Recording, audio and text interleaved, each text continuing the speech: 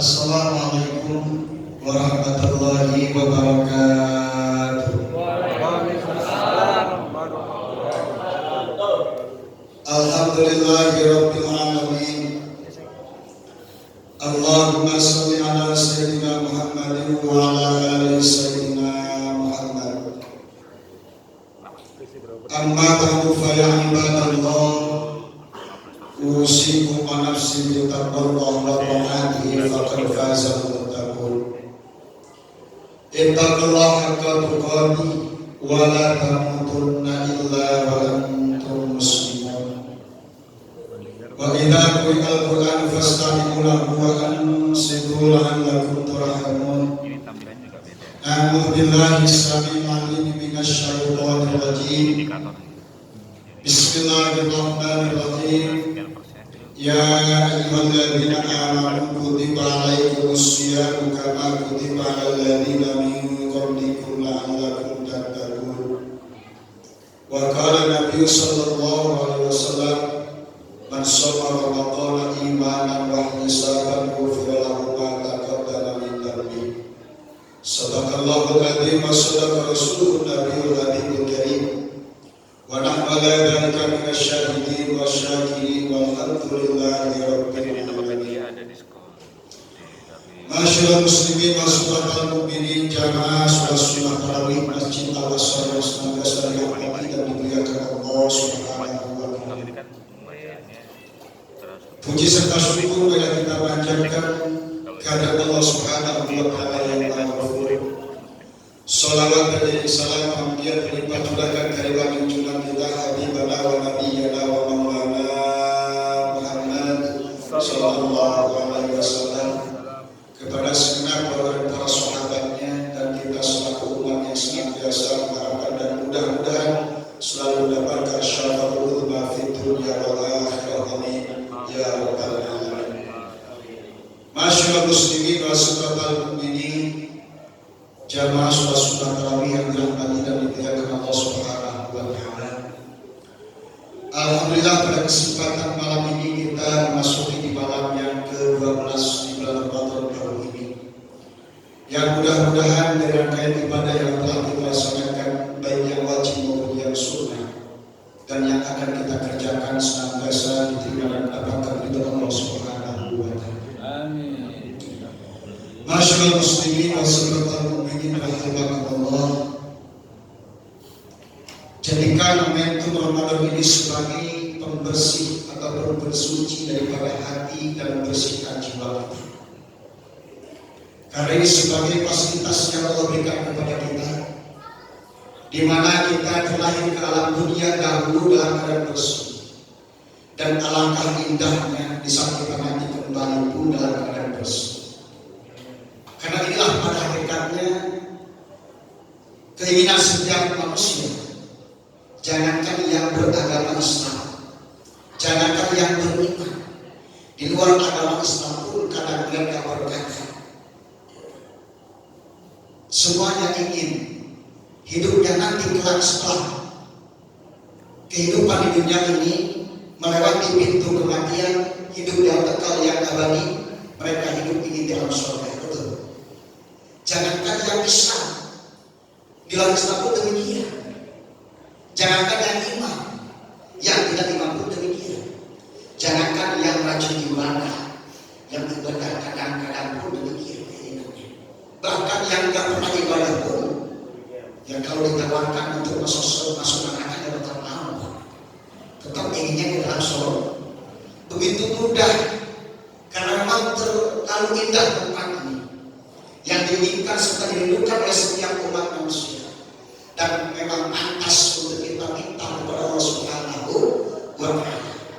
Sehingga dalam ayat asli kita baca, Allahumma inna nas'aluka ridhoka wal jannah wa na'udzubika min sakhatika wan nar. Setuju ya? Sepakat ya? Jadi intinya semua pasti ingin kembali kepada tempat yang bersih, tempat yang indah, tempat yang mulia. Sebagaimana suatu kita lahirkan dulu, kita bersih dan kita kembali pergi dalam keadaan bersih. Ini ibarat sebuah pakaian. Contohlah sebuah kain yang apabila kain itu kita ambil dari lemari, pasti kain itu bersih, Pak. Betul? Karena lemari tidak pernah menyimpan pakaian yang kotor. Setuju? Ya. Ya. Ketika pakaian itu keluar dari lemari, pasti pakaiannya bersih. Karena lemari tidak pernah menyimpan pakaian yang kotor. Dan ketika pakaian itu ingin kembali kepada lemari, pasti harus dalam keadaan bersih. Karena lemari tidak menerima pakaian yang kotor. Oleh karenanya, ketika pakaian sudah kita gunakan, maka dia akan ternoda dengan berbagai macam kotoran bahkan najis yang ada. Maka ketika itu ada perlu proses pembersihan. Disinilah diperlukan berbagai macam alat. Ada airnya, ada mesin cucinya. Tidak cukup dengan itu, air ada, mesin cuci ada, setrum kadang-kadang jadi juga. Setrum pun diperlukan. Setrum ada masih kurang lengkap, harus pakai pembersih. Rinso, liquid, sopin cair. Apa Ustaznya? Itu kunci kayak Ustaznya. Tidak cukup dengan itu, ternyata dari sekarang bersih perlu wangi, ditambahkan lagi dengan moto. Tidak cukup dengan moto, ternyata pada saat selesai dicuci, dijemur, supaya kering. Setelah itu, ini belum tertarik belum proses. Ingin masuk lemari seperti itu pakaian prosesnya. Setelah kering, ingin masuk lemari, pakai mesin belum rapi. Wangi sudah, bersih sudah, tapi belum rapi, dirapikan.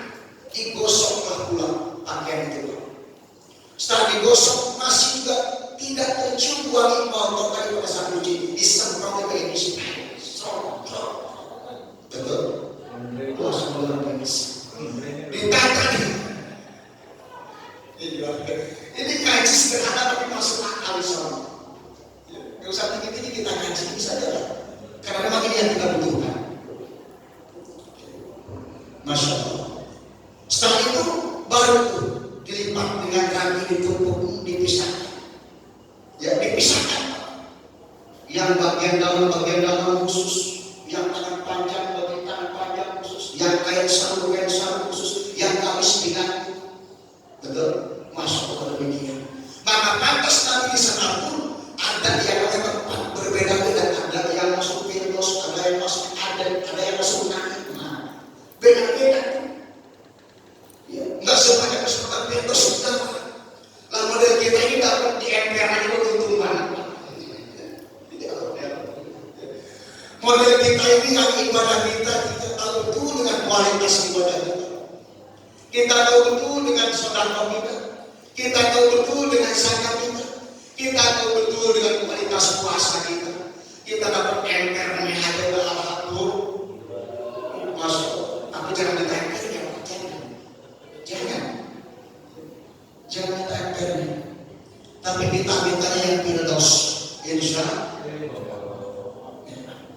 Mudah-mudahan dengan pintu, dengan proses puasa ini, sebelum ulang menyebutkan bahwa ibadah puasa adalah ibadah yang suci, yang rahasia. Bahkan nanti ada sebuah pintu di surga yang disebut dengan pintu rahasia, yang hanya bisa dilihat dan dilewati, dimasuki oleh orang-orang yang punya amalan ibadah rahasia. Ibadah apa itu? Yang ibadah suruh, ibadah puasa. Mudah-mudahan kita termasuk di dalamnya, yang mendapatkan dalam pintu itu. Amin ya Rabbal alamin. Ada hikmah Allah. Maka yuk kita jadikan momen puasa yang kita jalankan sekarang ini di bulan yang mulia ini, bulan yang suci ini, jadikan sebagai proses untuk membersihkan hati kita, membersihkan jiwa kita, supaya kelak nanti suasana yang terindah mendapatkan kembali kepada Allah Subhanahu wa Ta'ala. Dan yang maha bersih kita menggunakan bersih nyatu. Kita datang kepada yang bersih, kita pada kotor dengan nyatu. Contoh, kita punya rumah habis dipel, bersih lantainya, datang orang gila, udah kumuh, rambutnya jimbal, badannya kecil, pakai cupang cantik, pakai sekalugan agak, kadang-kadang nggak pakai celana. Kira-kira boleh nggak tuh masuk rumah itu? Ayo,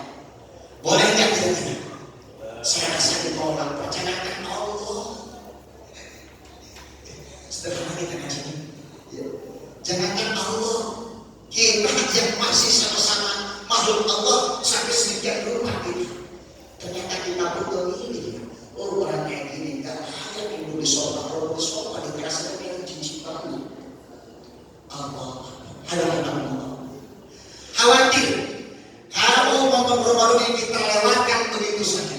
Sesuai dengan ajakan pada ayat tadi, jangan kendor.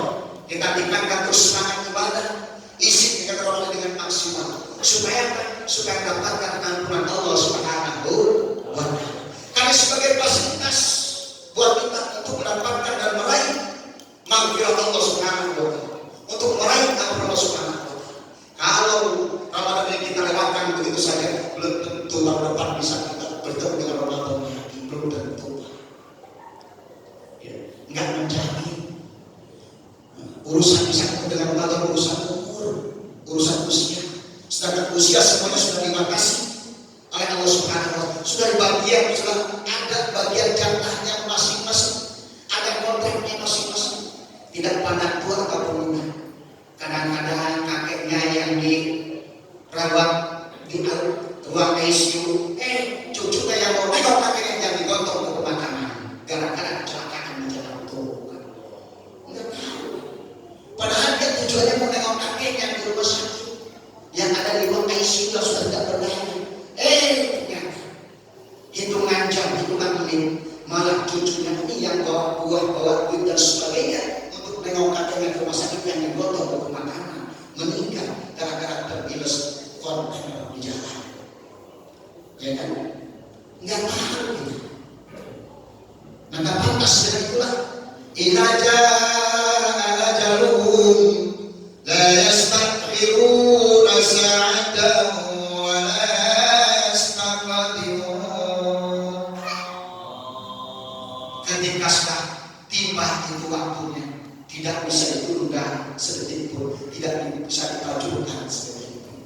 Ya. Ada firman Allah, dia kembali.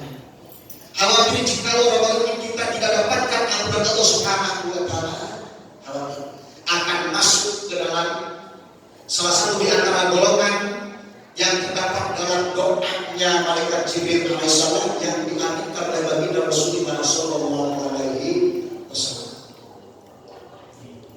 Terdapat dalam sebuah hadis dari Imam Ibnu Huzaimah dari Imam At-Tirmidzi radhiyallahu anhu. Rasul bercerita, pada hari Jumat pada bulan Ramadan ketika Rasul menyampaikan khutbah Jumat di bulan Ramadan itu, pada saat naik anak tangga mimbar khutbah, beliau mengucapkan kalimat amin sebanyak 3 kali.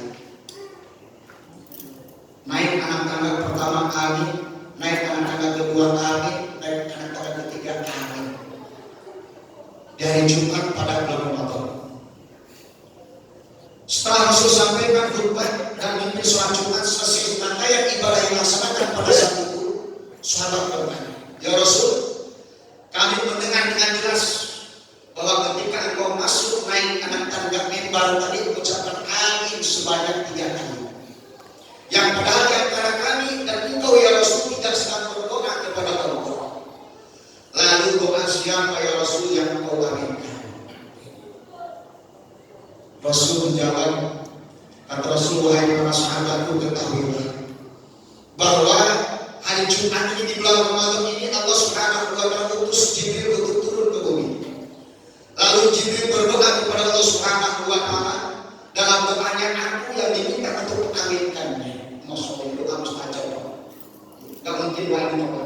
Yang doa pimpinannya malaikat, yang mengaminkan doa pimpinan para nabi dan para rasul, bahkan penghulu dan umat manusia, penghulunya seluruh makhluk Allah Subhanahu wa Ta'ala.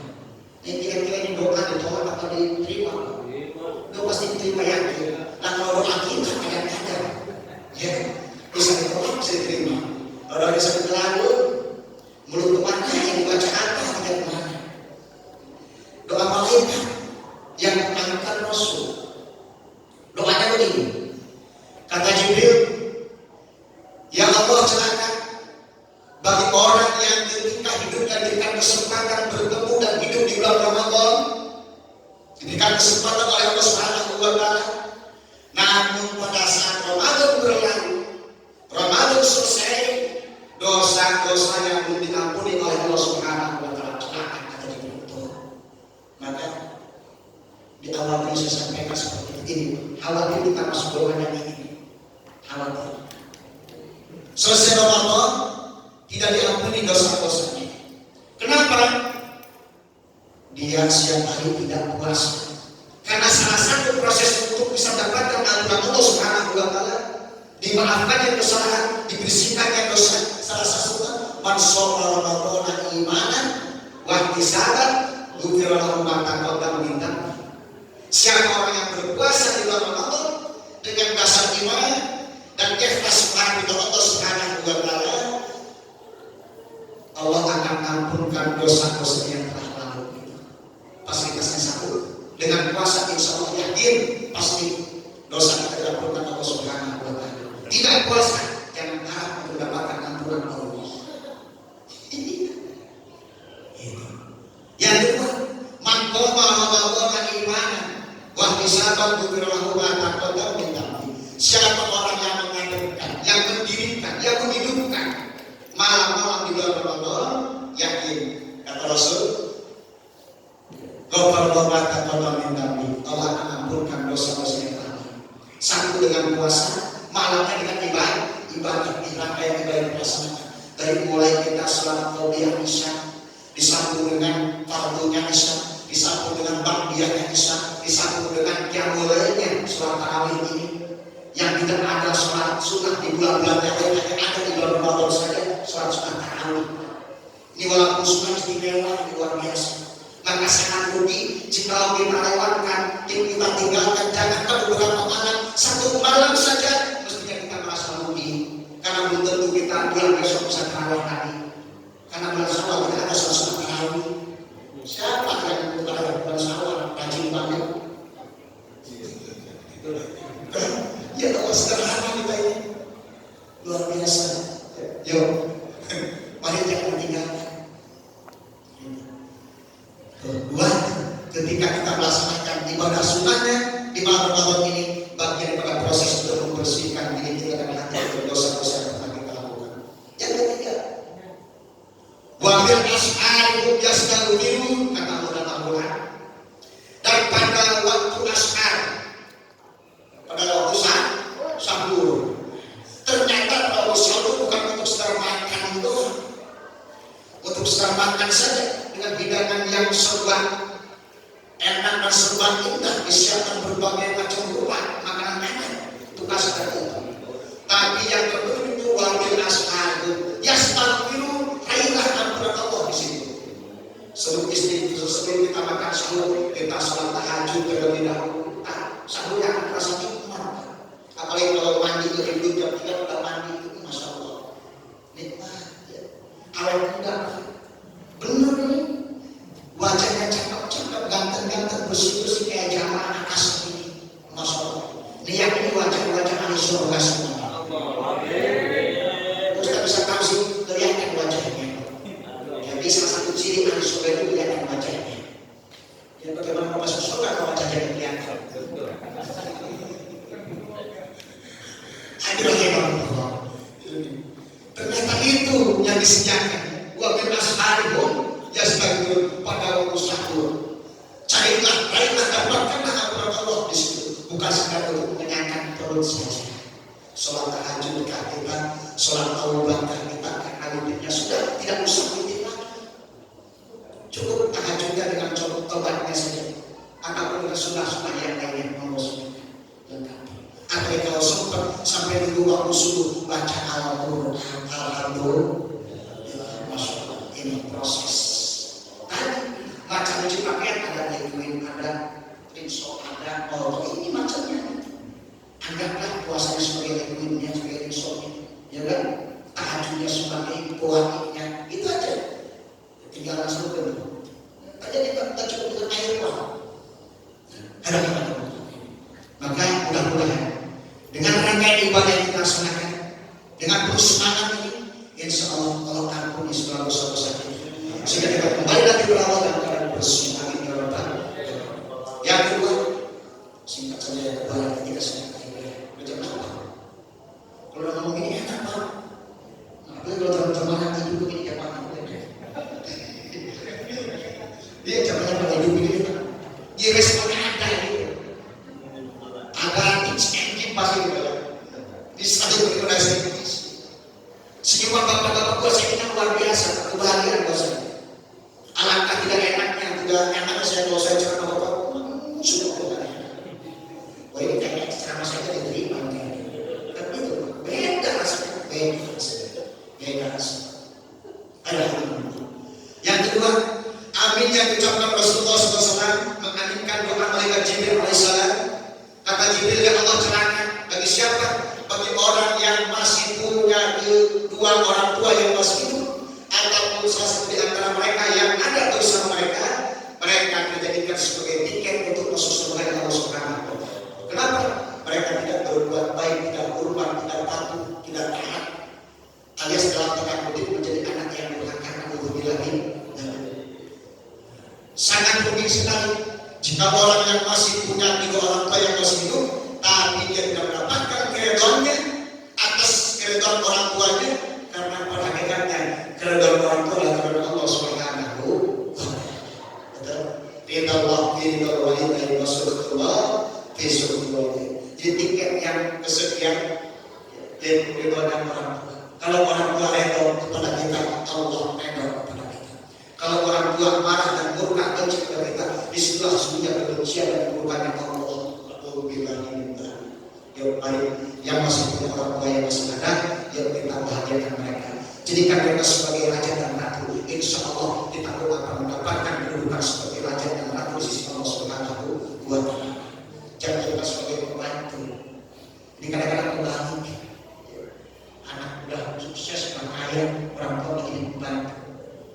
Waktu dulu dia urus sama ibunya, sampai tidak bisa ibadah, berapa waktu Tuhan yang ditinggalkan, berapa malam tahajud dia tidak pernah dilaksanakan, berapa sepatu yang dia tinggalkan gara-gara pakainya kena najis, kotoran kita, air kencing kita dan sebagainya. Ya Allah, kita sudah dewasa, sudah tua kayak begini, punya anak pula kita dititipkan sama mereka. Ya Allah, kapan mereka senangnya? Jangan sampai dengan kita yang pembantu yang lain, tapi jangan cakap-cakap pembantunya. Iya. Ini cuma pesan. Kebanyakan begitu. Biasanya kalau pembantu lebih cakap daripada yang ada biasanya disopan. Kalau di sini insya nggak beda. Ya, jangan orang tua kita yang harus saya suruh sama kita. Kasihan. Sudah dulu susah mengurus kita. Penuh berlumpur dengan kotoran air kencing dan kotoran dan sebagainya. Pada saat melahirkan kembali mereka berjuang antara hidup dan mati. Tambah lama kita lagi bikin susah ketika sudah sukses. Senangnya mereka, bahagianya mereka, insya Allah kita akan memberikan kebahagiaan dan kesenangan dari Allah Subhanahu wa Ta'ala. Yang ketiga, aminnya bagi Rasulullah SAW atas doa malaikat Jibril. Kata Jibril, ya Allah celaka dan rugi bagi siapa? Bagi orang yang ketika mendengar nama Muhammad disebut, tapi mereka tidak mau bersolawat kepadamu. Jadi golongan yang ketiga yang celaka, kata Jibril, orang yang tidak mau solawat. Karena inilah harapan kita yang terakhir Pak nanti di alam mahsyar sana, di yaumul kiamah nanti. Inilah harapan yang terakhir setelah pingsannya berbagai macam amalan kita, lewat sholatnya, lewat sedekahnya, lewat zakatnya, lewat puasanya dan seluruh amal ibadah kita. Harapan yang terakhir adalah kita tunggu akan syafaatnya, pertolongan bagi Rasulullah Sallallahu Alaihi Wasallam. Karena kalau kita mengharapkan dari ibadah kita sangat tipis, bahkan kita ada harapan kali. Saudara kita kadang-kadang banyak riaknya ketimbang ikhlasnya.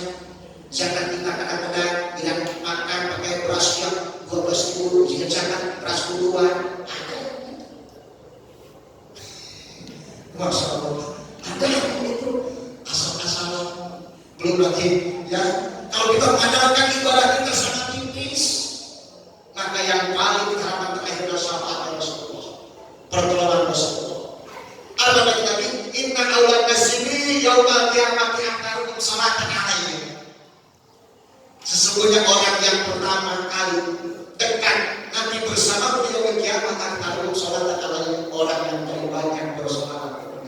Karena pantas nama Kanjeng Nabi itu disandingkan dengan namanya Allah Subhanahu wa Ta'ala. Asyhadu an la ilaha illallah wa asyhadu anna Muhammadar Rasul. Allahumma sholli ala sayyidina Muhammad wa ala ali sayyidina Allah Muhammad.